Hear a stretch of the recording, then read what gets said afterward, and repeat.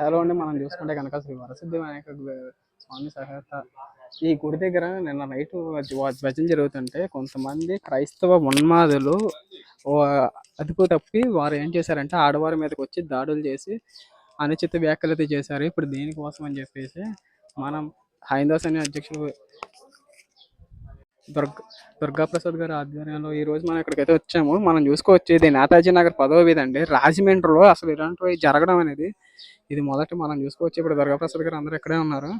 ఈ ఏరియాలో మొత్తం అంతా కూడా హిందువులే, కానీ కట్టర్ హిందువులు అయినా సరే వీళ్ళకి హిందువులకి ఈ దేశంలో మన భారతదేశంలో మన రాజమండ్రిలో మనకి ఇక్కడ ఇంతలా అన్యాయాలు జరుగుతాయి అంటే కనుక మనం ప్రతి ఒక్కరు కూడా ఖచ్చితంగా తెలుసుకోండి. ఇక్కడ ఎంత చక్కని వాతావరణం ఉందండి. ఇలాంటి చక్కని వాతావరణాన్ని నాశనం చేయడానికి వీళ్ళు ఉన్మాదుల లేదా ఉగ్రవాదుల కింద దారుణం తయారయ్యారు. ఇక్కడ మనం చూసుకుంటే కనుక క్రైస్తవ ఉన్మాదులు. నేతాజీ నగర్ కదా, ఇది నేతాజీ నగర్, నేతాజీ నగర్. హిందూ బంధువులందరికీ జై శ్రీరామ్. ఈ రోజు మనం రాజమండ్రి సిటీలో నేతాజీ నగర్ బృందావన్ కాలనీలో ఉన్నాం. వరసిద్ధి వినాయక ఆలయం. ఈ ఆలయం కాడ రాత్రి ఇక్కడ మహిళామూర్తులు భజనలు చేసుకుంటే ఒక క్రైస్తవుడు వచ్చి ఇక్కడ ఉన్న వారిని దూషిస్తూ, మన హిందూ దేవీ దేవతలను దూషిస్తూ, అవమానపరుస్తూ, అనేక దుర్భాషలు ఆడుతూ వారి మీద దాడికి తెగబడితే ఇక్కడున్న ఒకళ్ళు అడ్డుకుంటే తనపై కూడా చేయి చేసుకోవడం జరిగింది. ఈ రాష్ట్రంలో ఎలాగుందంటే హిందువుల పరిస్థితి చాలా దీనస్థితిలో ఉందన్నమాట.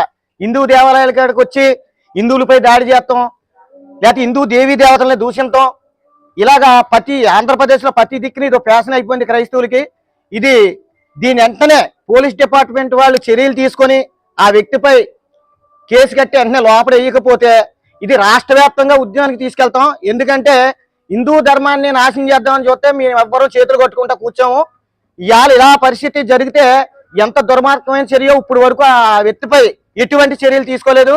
దీనైతే హైందవ సైన్యం ఖండిస్తూ దీనికోసం అవసరమైతే అన్ని ధార్మిక సంఘాలతో కలిసి దీని ఉద్యమం చేపడతానికి సిద్ధం అవుతున్నాం. జై శ్రీరామ్. జై శ్రీరామ్. ఎంత సుందరమైన గుడి దగ్గరకు వచ్చి ఇటువంటి అరాచకాలు చేయడానికి వీళ్ళకి ఎలా అయితే మనసు వస్తుందో మనకైతే అర్థం కావట్లేదండి. దయచేసి ఎక్కడి నుంచి అయినా సరే దయచేసి మా దేవి దేవతలకి, మా హిందూ సమాజానికి భద్రత కల్పించండి. లేని పక్షంలో మేము కల్పించుకోవాల్సి వస్తే కనుక ఒక సంభాజీలాగా, ఒక శివాజీలాగా మారాల్సి ఉంటుంది. గుర్తించుకోండి. జై శ్రీరామ్. భారత్ మాతాకు జై.